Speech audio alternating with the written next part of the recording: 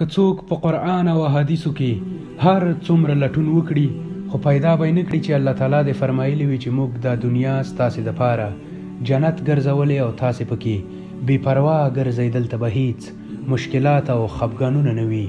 په قرآن او حدیثو کې داسې هیڅ هم نه دي ویل شوي مګر دا حتما ویل شوي چې موږ مرګ او ژوند له دې دپاره پیدا کړي چې تر څو تاسې امتحان کړو او وګورو چې په تاسې کې غوره عمل څوک ترسره کوي. اوس که څوک وغواړي یا ونه غواړي د هغه به امتحان اخیستل کیږي.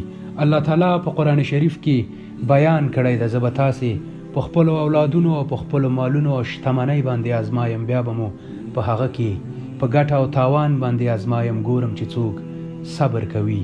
الله تعالی پیغمبر صلی الله علیه وسلم ته فرمایي په صبر کوونکو د جنتونو زیري واوروه.